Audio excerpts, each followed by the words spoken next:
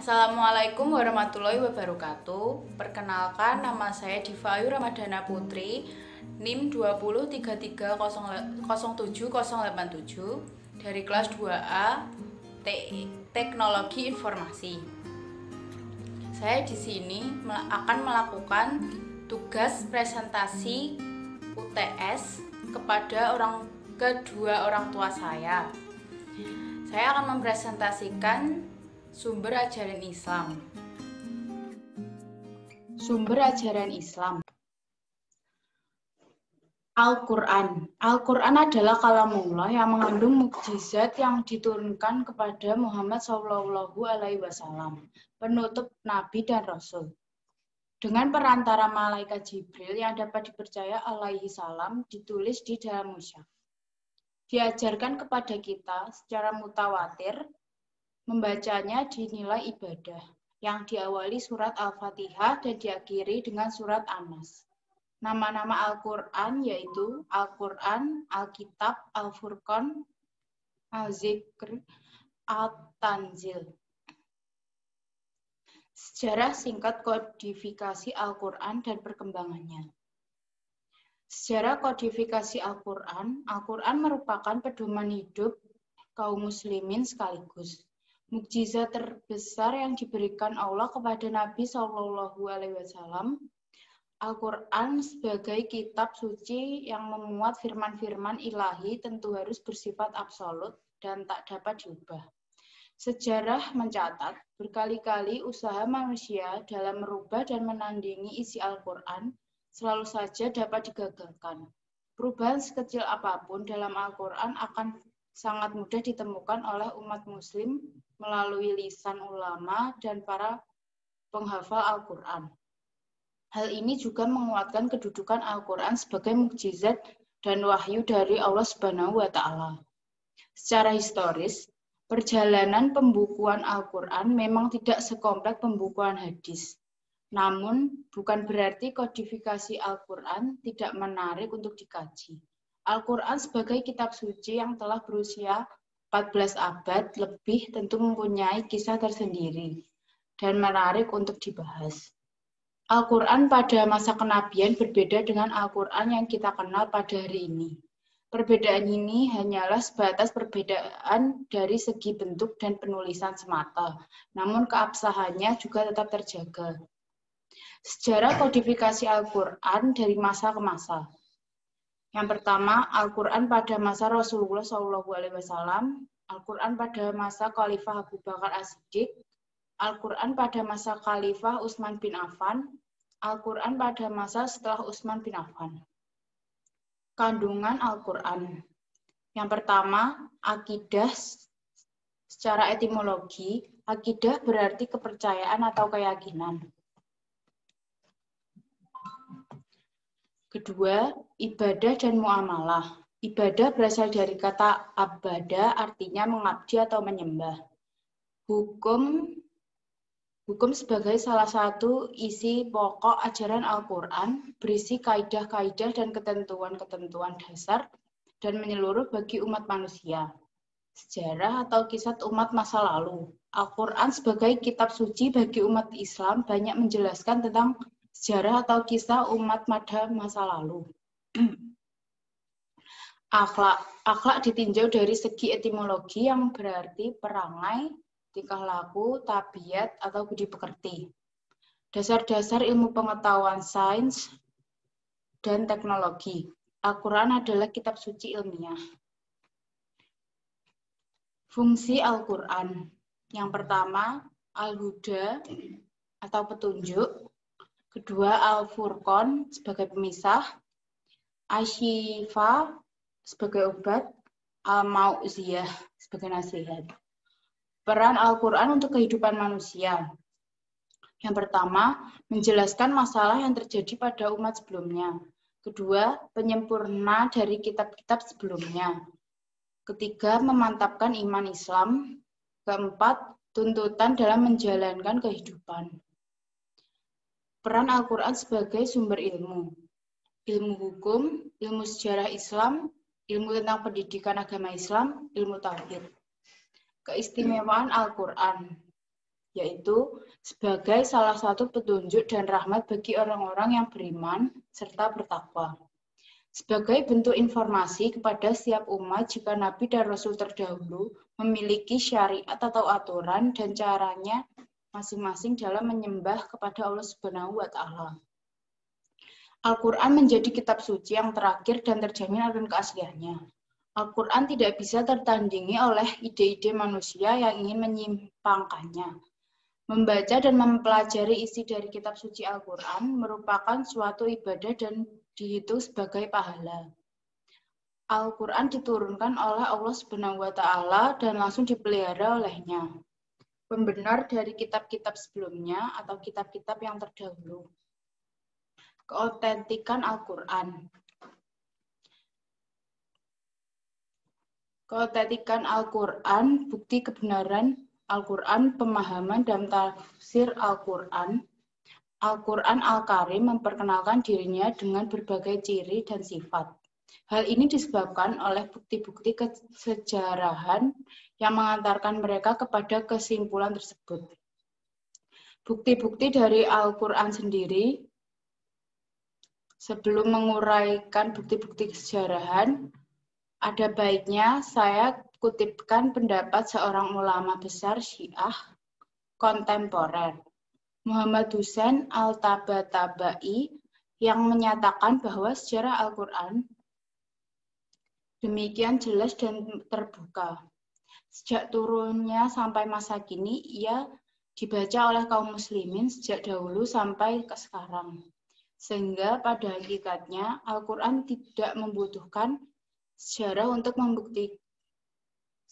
membuktikan keotentikannya.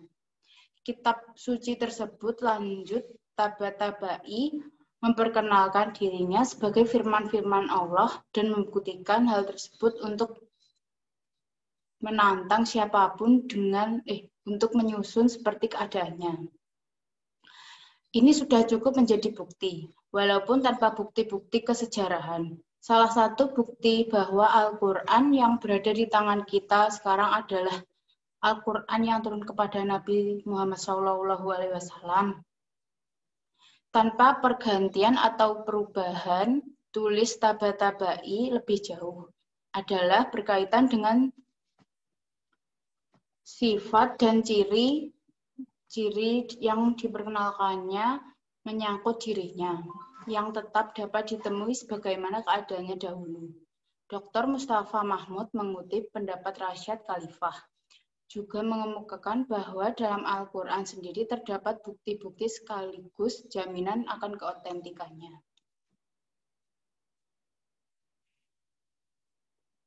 Salah satu di antaranya adalah bahwa ia merupakan kitab yang keotentikannya dijamin oleh Allah.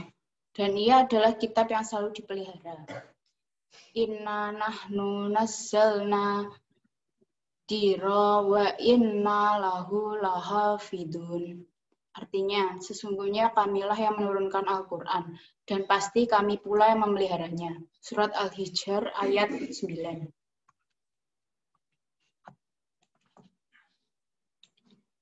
B. Al-Hadid. Al-Hadid adalah sekolah pemikiran Islam yang pertama kali muncul selama abad kedua atau ketiga Islam, era Islam, atau akhir abad ke-8 dan ke-9 Masehi. Sebagai gerakan ulama hadis yang menganggap Quran dan hadis otentik sebagai satu-satunya otoritas dalam masalah hukum dan akidah. Para penganutnya juga disebut sebagai tradisionalis dan kadang-kadang tradisiis. Hadis secara harfiah dapat diartikan sebagai perkataan atau sabda, percakapan, atau pembuatan. Sedangkan secara terminologi, hadis didefinisikan sebagai catatan yang bersumber dari pernyataan dan tingkah laku Nabi Muhammad SAW yang dijadikan landasan syariat Islam. Secara garis besar, hadis mempunyai makna segala perkataan atau sabda, perbuatan, dan ketetapan lainnya dari Nabi Muhammad SAW yang dijadikan hukum syariat Islam selain Al-Quran. Ada banyak sekali ulama-ulama ahlul hadis, diantaranya adalah Imam Bukhari, Imam Muslim, Imam Tirmidzi, Imam Ahmad, Imam Abu Daud, Imam Ibnu Majah, dan Imam Nasai. Tradisi penulisan dan penyebaran hadis bagaimana telah diketahui dalam abad pertama Hijriyah dari zaman Rasulullah. Khulafa al-Rasyidin hingga abad pertama Hijrah masih bersandar pada hafalan para sahabat dan tulisan-tulisan hadis pribadi dari sahabat yang tersebar dalam beberapa catatan mereka. Saat pemerintah Khalifah Umar bin Abdul Aziz, beliau tergerak hatinya untuk mulai pembukuan hadis, dikatakan resmi dan massal karena kegiatan penghimpunan itu adalah kebijakan dari kepala negara dan perintah negara itu ditujukan kepada gubernur serta ulama hadis pada masa itu. Macam dan tingkatan hadis. Yang pertama, hadis hasan. Bila hadis yang tersebut sanadnya bersambung, tetapi ada sedikit kelemahan pada rawi-rawinya.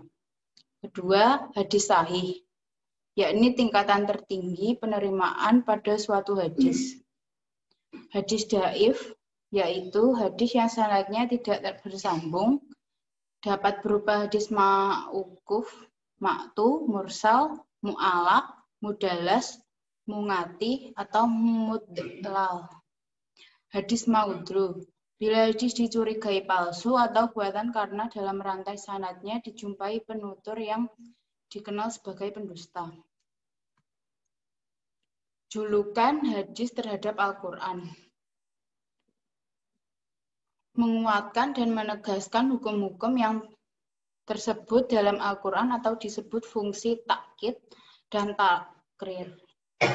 Dalam bentuk ini, hadis hanya seperti mengulangi apa-apa yang tersebut dalam Al-Quran, memberikan penjelasan terhadap apa yang dimaksud dalam Al-Quran dalam hal menjelaskan arti yang masih samar dalam Al-Quran, merinci apa yang dalam Al-Quran disebutkan secara garis besar, membatasi apa yang dalam Al-Quran disebutkan secara umum, memperluas maksud dari suatu yang tersebut dalam Al-Quran.